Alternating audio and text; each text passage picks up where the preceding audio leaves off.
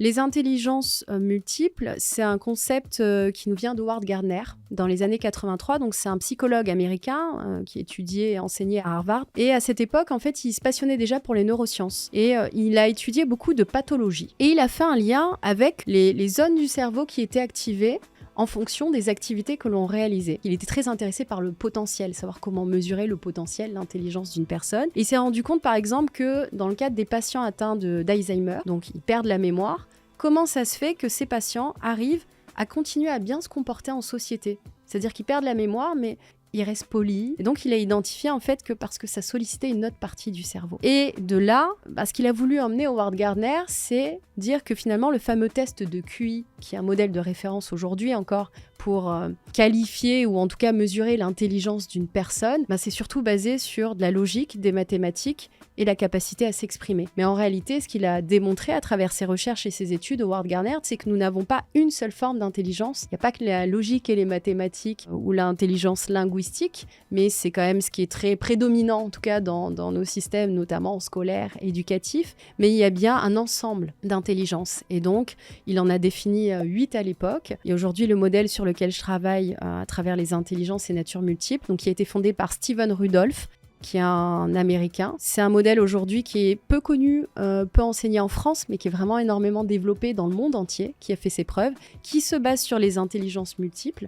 Donc, clairement, en fait, on a différentes formes d'intelligence. Ça peut être l'intelligence du corps. Typiquement, un sportif, comment on mesure son intelligence ? C'est à sa capacité à gérer son corps, à connaître son fonctionnement et aller repousser ses limites. Donc on a l'intelligence rythmique et musicale. Un musicien va solliciter avant tout donc une partie du cerveau qui est en lien avec l'intelligence rythmique et musicale. Donc l'intelligence intrapersonnelle, c'est la faculté à se connaître, à se remettre en question.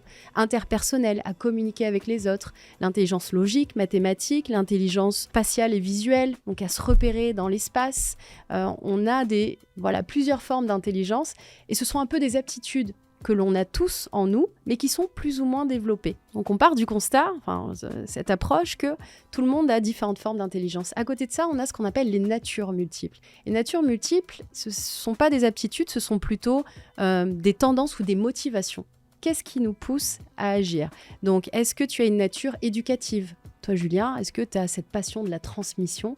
Est-ce que tu aimes enseigner aux autres, les aider à apprendre à progresser ? C'est peut-être que tu as une nature éducative. Est-ce que tu as une nature, alors moi, pour le coup, animatrice ? Est-ce que tu aimes transmettre des émotions, être au centre de l'attention, raconter des histoires ? On serait dans une nature animatrice. Est-ce que tu as une nature entrepreneuriale ? Donc, c'est plutôt le côté aller chercher des opportunités, business, etc. Nature créative, à trouver des idées originales, à être dans des métiers manuels, etc. C'est plutôt ce qui va nous pousser à agir. Et en fait, à travers cette approche, on fait le lien entre les deux, entre les intelligences et les natures. Et ça donne quelque chose, une lecture absolument unique. Parce que si on part du constat qu'au départ, il y a 10 formes d'intelligence et on compte 9 formes de nature, chacun peut avoir une combinaison et d'intelligence et de nature unique, avec un niveau plus ou moins développé, unique. Et pour donner un exemple très concret, admettons qu'on prenne quelqu'un qui aurait une forte intelligence linguistique, donc qui est doué pour manier les mots. Si sa nature, c'est plutôt éducative, il va avoir tendance à l'enseigner.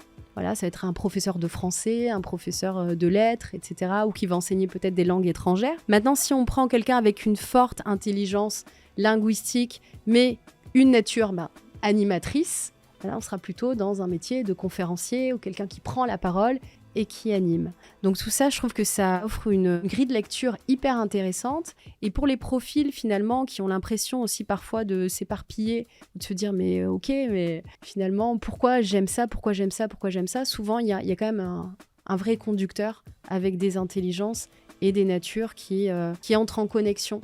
Et c'est un côté rassurant aussi de se dire que finalement, on est tous différents, on est tous uniques. Et que si on arrive à nourrir vraiment ce qui nous met en énergie et ce qui est bon pour nous, il n'y a pas de mauvaise voie, il n'y a pas de mauvais chemin. À partir du moment où on écoute ces natures et ces intelligences.